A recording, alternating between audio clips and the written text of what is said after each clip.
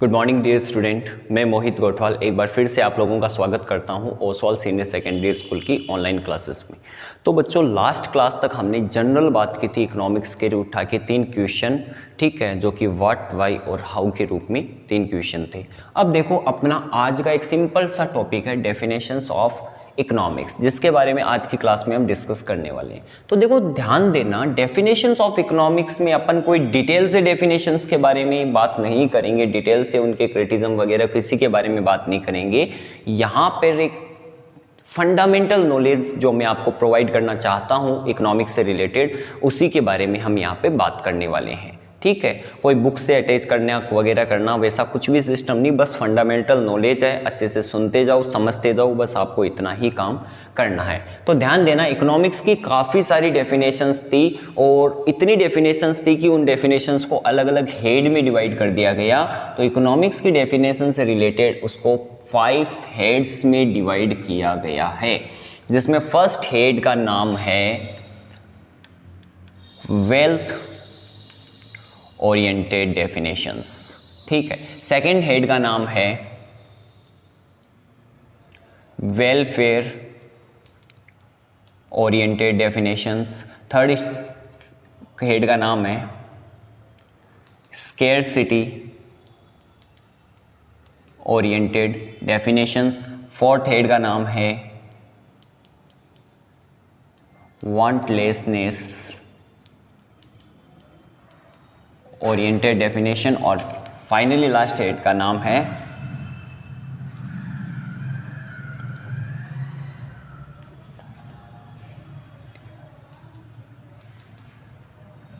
Dynamic growth and development oriented, ठीक है। ध्यान देना बच्चों, यहां पर आज की क्लास में हम सिर्फ डिस्कस करेंगे इन सब चीजों के बारे में, ठीक है। ओवरऑल नॉर्मल अपन डेप्थ में जाके डिस्कस नहीं करने वाले हैं, ओवरऑल डिस्कस करने वाले हैं। सबसे पहले मैं बात करता हूं वेल्थ ओरिएंटेड डेफिनेशंस। ये डेफिनेशंस किन्होंने दी थी? जो इंट्रोड्यूसर है किसके? इकोनॉमिक्स के, जो कि फादर ऑफ इकोनॉमिक्स माने जाते हैं, प्रोफेसर एडम स्मिथ।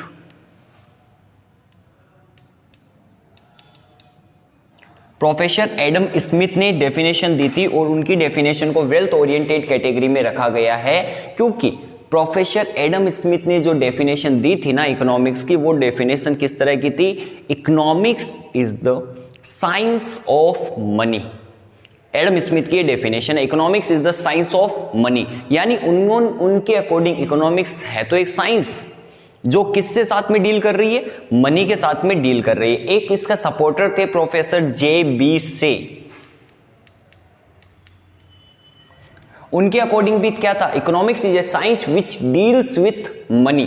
ये डेफिनेशन उनकी थी। हालांकि दोनों की डेफिनेशन एक जैसी थी, कोई ज्यादा डिफरेंस नहीं था, लेकिन एडम स्मिथ, जे.बी. से और बेनी मोर बहुत सारे, लेकिन जनरली बात करते हैं इनकी डेफिनेशन को किस कैटेगरी में रखा जाता है? वेल्थ ओरिएंटेड डेफिनेशन की कैटेगरी में रखा जाता है। इन्होंने इकोनॉमिक्स को केवल और केवल किस पे फोकस करके स्टडी किया था? मनी पे फोकस करके इनको स्टडी किया था।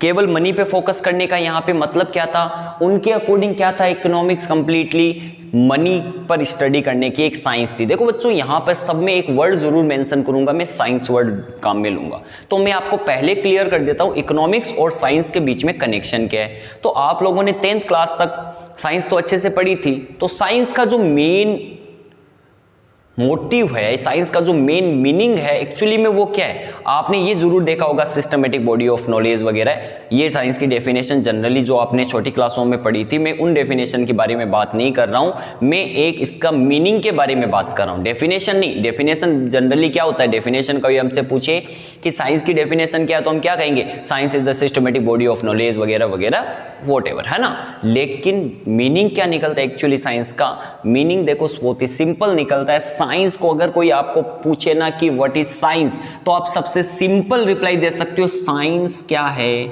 कॉज और इफेक्ट के बीच में कनेक्शन शो करता है सिर्फ। यानी सीधी सी बात, पेड़ से सेब जमीन पे गिरा था, वो कॉज बना था और उसका इफेक्ट क्या निकला? लॉ ऑफ ग्रेविटी बन के निकला।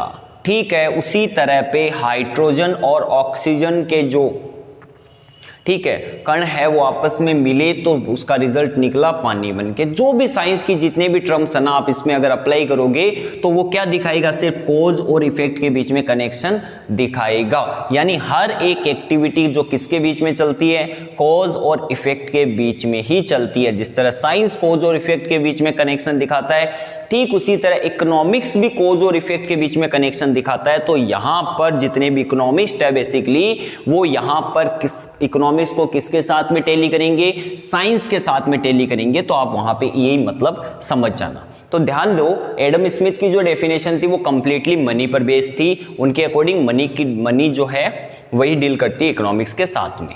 अब कोई एक डेफिनेशन की कुछ क्रिटिक्स होंगे तभी अपन नई डेफिनेशन बना पाएंगे, यानी उसकी बुराइयों से उठाकर अपन क्या करेंगे, दूसरी डेफिनेशन बना पाएंगे।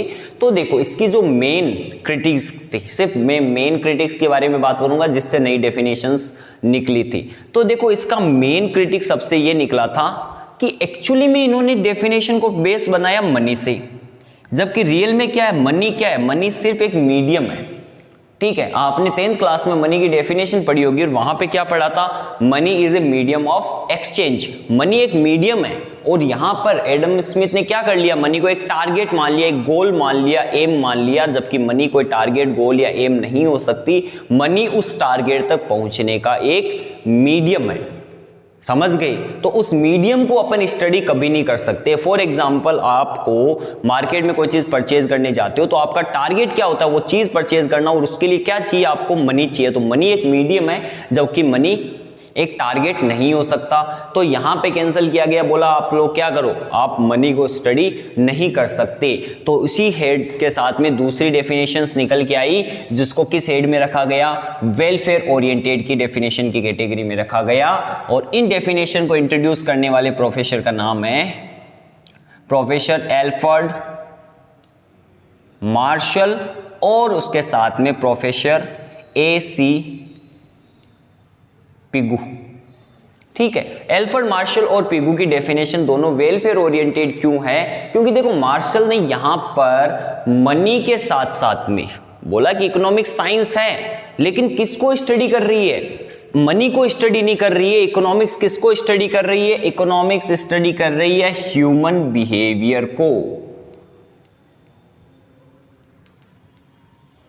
ह्यूमन बिहेवियर को स्टडी कर रहे हैं। ह्यूमन बिहेवियर इट मींस यहाँ पे कोई साइकोलॉजिकल बिहेवियर या ठीक है पर्टिकुलर बिहेवियर की बात नहीं कर रहे हैं, हम सिर्फ इकोनॉमिकल बिहेवियर के बारे में बात कर रहे हैं। Economical behaviour means economical activity, जो हम नेक्स्ट क्लास में बात करेंगे। इकोनॉमिकल एक्टिविटीज क्या होता है, अभी के लिए आप सिर्फ इकोनॉमिकल एक्टिविटीज के बारे में क्या मतलब रखो, वो एक्टिविटीज जो मनी के टर्म्स में की जाती है या मनी के रिगार्डिंग की जाती है, उस एक्टिविटीज को हम क्या कहते हैं, इकोनॉमिकल एक्टिविटी। फॉर एग्जांपल मैं अगर एक एज ए मतलब प्रोफेशन के वाइज में देखूं तो मैं एज ए टीचर हूं, मैं अगर किसी को चार्ज के बदले में पढ़ा रहा हूं, एक इकोनॉमिकल एक्टिविटी है, जबकि अगर मैं किसी को फ्री ऑफ कॉस्ट पढ़ा रहा हूं, एक इकोनॉमिकल एक्टिविटी की कैटेगरी में नहीं आती। तो यानी उन्होंने कहा कि आपको ह्यूमन बिहेवियर यानी ह्यूमन इकोनॉमिकल एक्टिविटीज को एनालाइज करना है, ना कि आपको किसको एनालाइज करना है, मनी को एनालिसिस करना है। ठीक है, और ह्यूमन बिहेवियर आपका टारगेट, जैसा कि यहाँ पे एडम स्मिथ का टारगेट था मनी से क्या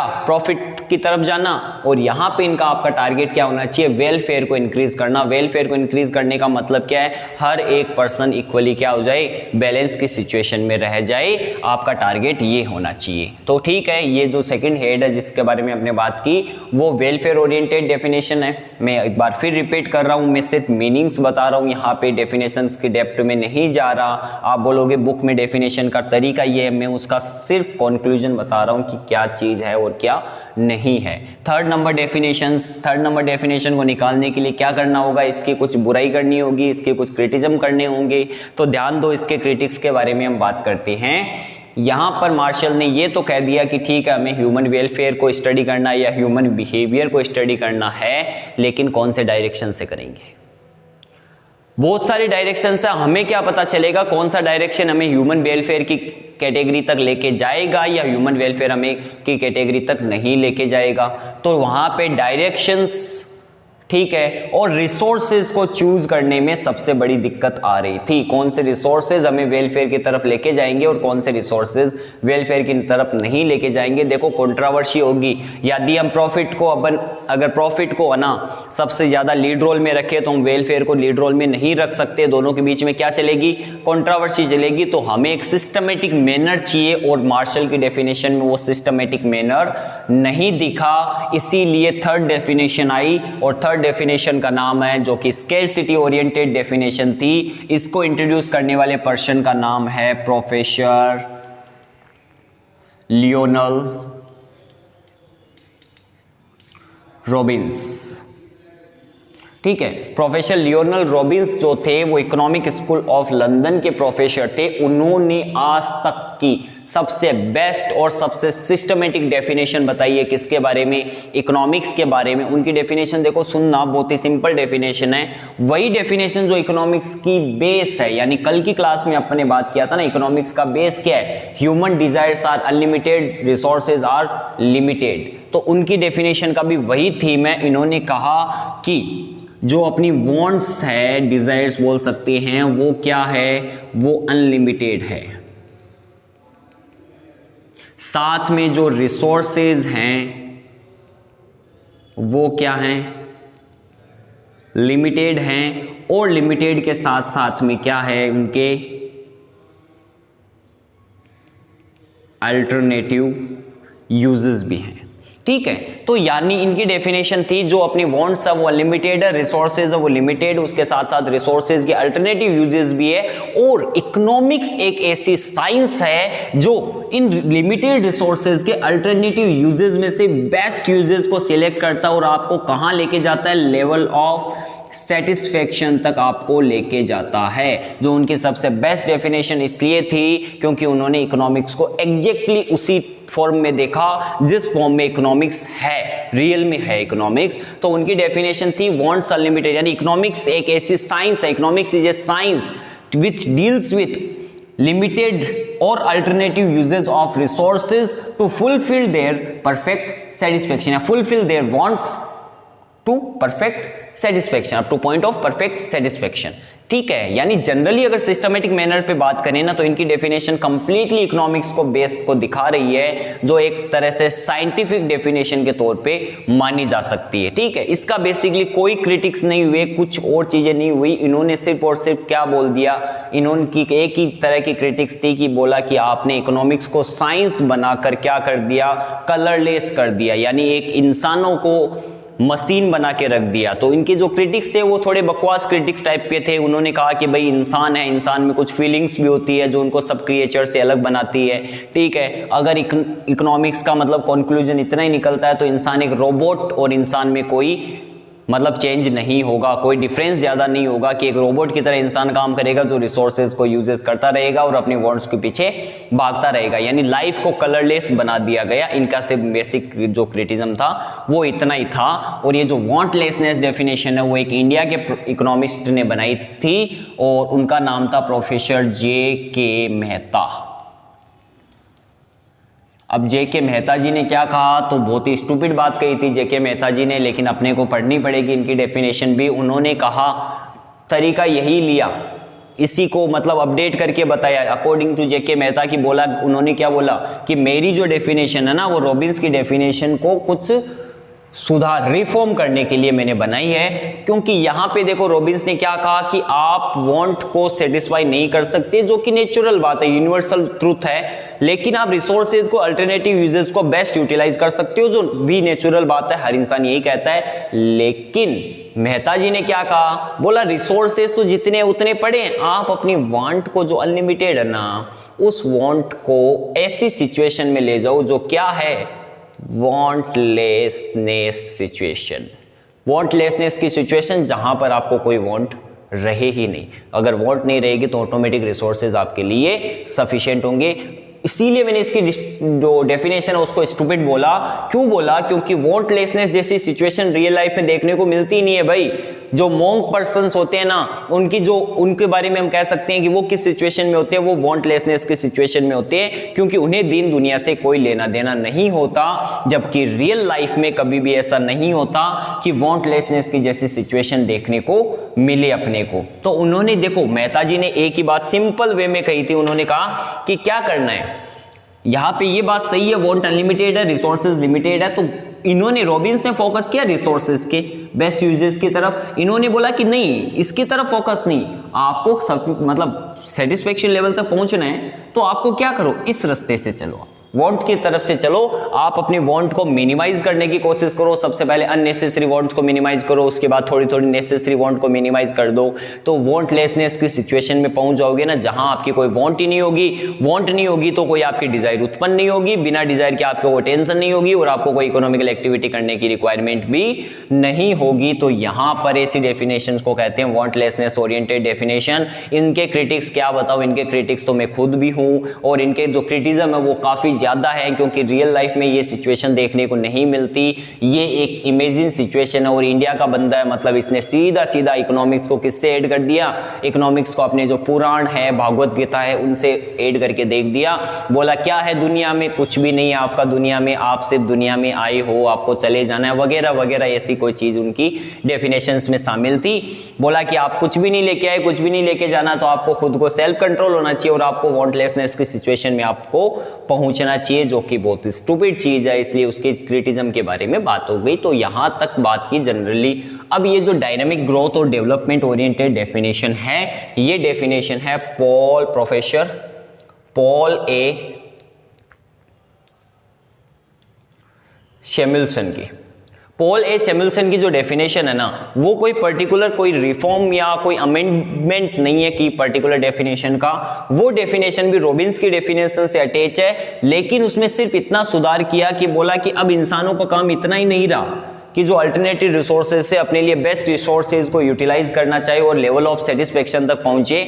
आजकल इंसान का टारगेट क्या है, थोड़ा चेंज हो गया। यानी ये टारगेट सिर्फ अपने को कहां तक लेके जाता है, सर्वाइव रहने तक लेके जाता है। ये सिर्फ और सिर्फ केवल चार्ल्स डार्विन की जो थ्योरी है उससे रिलेट करता है, जो कि क्या है, स्ट्रगल फॉर एग्जिस्टेंस। तो ये स्ट्रगल फॉर एग्जिस्टेंस की थ्योरी नहीं है। उनकी थ्योरी सिर्फ इतनी है कि भाई आपको रिसोर्सेज को करना है और अपने वांट्स को फुलफिल करने की कोशिश करनी है, सेटिस्फेक्शन लेवल तक जाना है। तो बोला नहीं, आजकल जो कंट्रीज है वर्ल्ड वाइड लेवल पे कंपटीशन अपने मैक्सिमम लेवल पे है। तो आज के टाइम में हर एक कंट्री को ग्रोथ और डेवलपमेंट के बारे में सोचना पड़ता है, ना सिर्फ अपनी नॉर्मल वांट्स को फुलफिल करना, बल्कि हर एक कंट्री को किस वे में सोचना पड़ता है, ग्रोथ और डेवलपमेंट के बारे में भी सोचना पड़ता है। तो इकोनॉमिक्स ना सिर्फ अल्टरनेटिव रिसोर्सेज से बेस्ट यूटिलाइजेशन करती है, इकोनॉमिक्स एक कंट्री की ग्रोथ और डेवलपमेंट के लिए पॉलिसीज बनाती है। एक ऐसी साइंस है जो किसके साथ में इकोनॉमी को कहां लेके जाती है, इकोनॉमी को ग्रोथ और डेवलपमेंट की केस में लेके चली जाती है।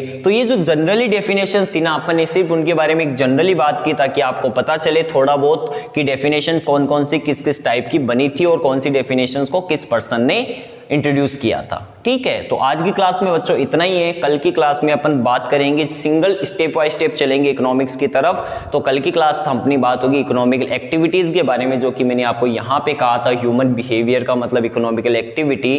तो वो बात अपन करेंगे नेक्स्ट क्लास में। तब तक के लिए thank you for the class.